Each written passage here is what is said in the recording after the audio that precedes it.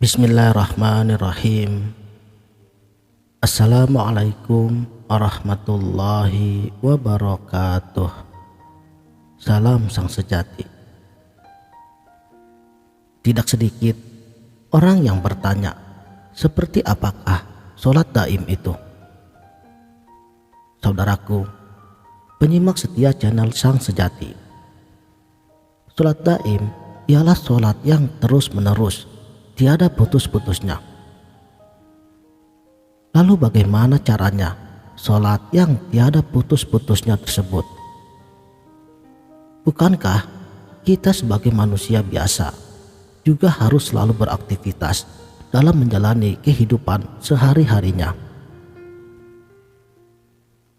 Sejujurnya, pembahasan mengenai sholat daim ini termasuk dalam kategori amaliyah rahasia bagi mereka yang telah dibukakan kesadarannya.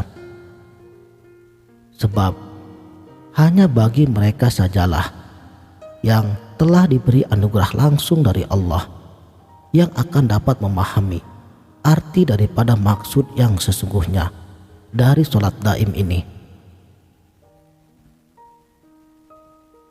Allah Subhanahu wa Ta'ala berfirman, "Jika kamu takut ada bahaya, sholatlah sambil berjalan atau berkendaraan. Kemudian apabila telah aman, maka ingatlah Allah. Sholatlah sebagaimana Dia telah mengajarkan kepadamu apa yang tidak kamu ketahui."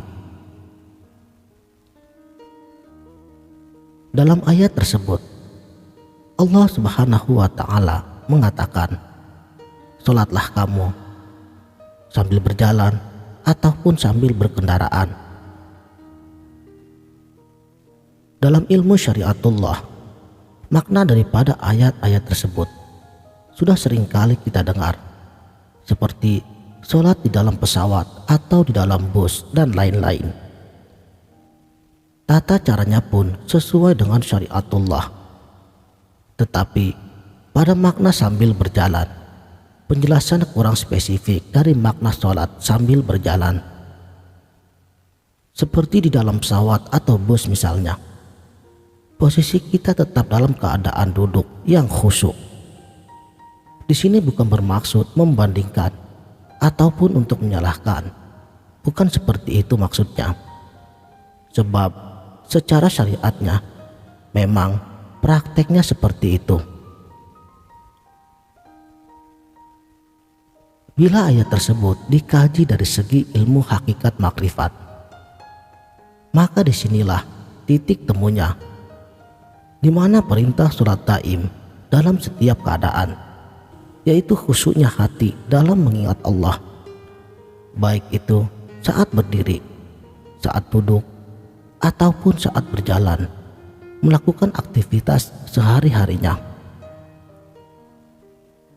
Sebab makna sholat yang sesungguhnya ialah hati kita selalu berkekalan untuk mengingat Allah Subhanahu wa Ta'ala, apapun keadaan kita saat itu. Tetapi bukan berarti perintah kewajiban sholat 5 waktu itu ditinggalkan. Bukan seperti itu maksudnya. Ini tersesat paham.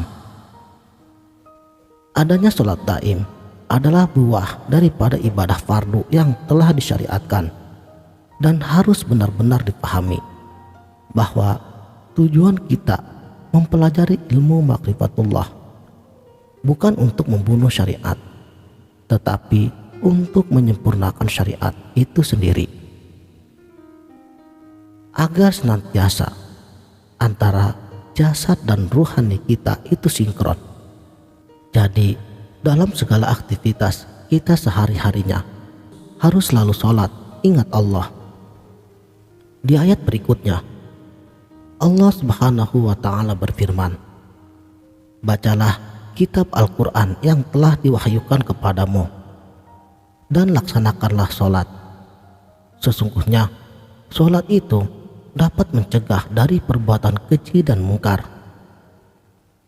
Dan ketahuilah bahwa mengingat Allah, sholat itu lebih besar keutamaannya daripada ibadah-ibadah yang lain. Allah mengetahui apa yang kamu kerjakan.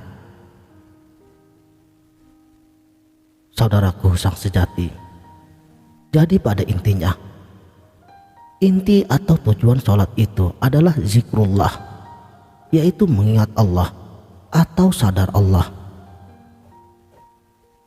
Orang yang rajin sholat 5 waktunya, jika tiada sadar kepada Allah atau tiada mengingat Allah di dalam sholatnya, bagaimana ia mungkin dapat mencegah perbuatan keji dan mungkar? Anda bisa lihat sendiri keadaan di sekitar kita. Tetapi jika kesadarannya telah tersambung kepada Allah, barulah ia akan dapat mencegah dari perbuatan keji dan mungkar, karena telah benar-benar merasakan kehadiran Allah pada setiap gerak dan diamnya.